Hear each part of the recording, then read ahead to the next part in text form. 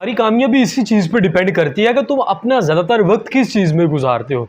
अगर तुम PUBG game खेलने में अपना ज़्यादातर वक्त गुजारोगे तो शायद तुम पबजी गेम की हद तक तो कामयाब हो जाओ।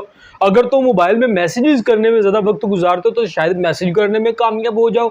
अगर तुम सारा दिन क्रिकेट खेलने में अपना मतलब कि इस्तेमाल करते हो वक्त को तो क्रिकेट खेलने में कामयाब हो जाओगे, लेकिन पढ़ाई में कभी कामयाब नहीं हो पाओगे। पढ़ाई में अगर तुम कामयाब ज़्यादा होना चाहते हो तो उसके लिए तुम्हें ज़्यादा से ज़्यादा पढ़ना पड़ेगा।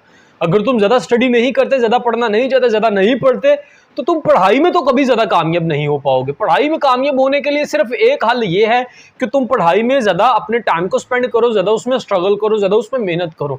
एक क्लास में 50 बच्चे हैं, उनमें से मतलब एक बच्चा ऐसा है जो ज़्यादा वक्त स्टडी को देता है, वो बाकियों से आगे निकल जाएगा, डेफिनेटली आगे निकल जाएगा। किस तरह से पॉसिबल है कि 1 घंटा पढ़ता है, एक 8 घंटे पढ़ता है और 1 घंटे वाला 8 घंटे वाले को compete कर जाए? ऐसा पॉसिबल नहीं, ऐसा होता ही नहीं भाई। होता सिर्फ ये है कि जो ज़्यादा टाइम देगा किसी फील्ड में, किसी भी काम को, वो उस काम में उतना ज़्यादा कामयाब हो जाएगा, वो उस काम में उतना बड़ा हो जाएगा।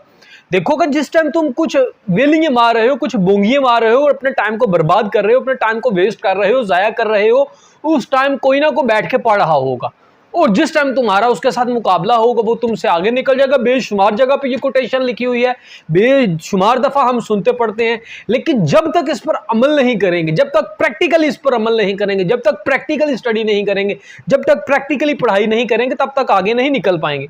आगे निकलने के लिए प्रैक्टिकली होना बड़ा ज़रूरी है। ये याद रखिएगा अपनी ज़िंदगी में कि किसी भी फील्ड ऑफ लाइफ में आप ग्रो करना चाहते हो, अगर आप उसके बारे में पढ़ लो, सुन लो तो आप ग्रो कर जाओ, ऐसा पॉसिबल नहीं। आपको प्रैक्टिकली होना पड़ेगा, आपको प्रैक्टिकली स्ट्रगल करनी पड़ेगी। अगर 100 ईंटें पड़ी हैं, आप सोचोगे यार चौथी मंजिल पे चली जाए, तो वो सोचने से नहीं चली जाएंगी, बल्कि एक एक ईंट उठा के लेके जाना पड़ेगी। टांगें दर्द होंगी, जिस्म दर्द होगा। अब देखो पढ़ाई में भी बिल्कुल ऐसे है।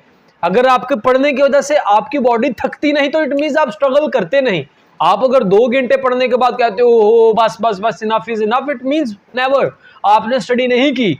स्टडी करने वाले 18-18 घंटे भी पढ़ते हैं, बोर्ड में टॉप करने वाले 18-18 घंटे भी स्टडी करते हैं।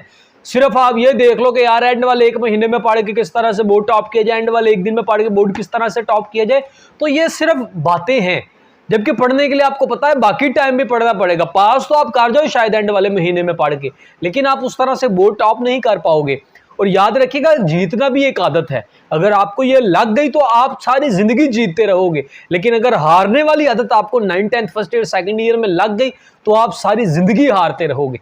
लिहाजा अभी आप जिस भी क्लास पे, अभी से जीतना शुरू करो। अभी से अगर आपके अंदर ये जीतने वाली आदत आ गई तो यकीन जानिएगा कि आप तोड़ दोगे, आप सब कुछ मतलब के जला दोगे, आप इतना आगे जाओगे कि कोई सोच नहीं सकेगा। उम्मीद करूंगा कि आप ग्रो लाजमी करो।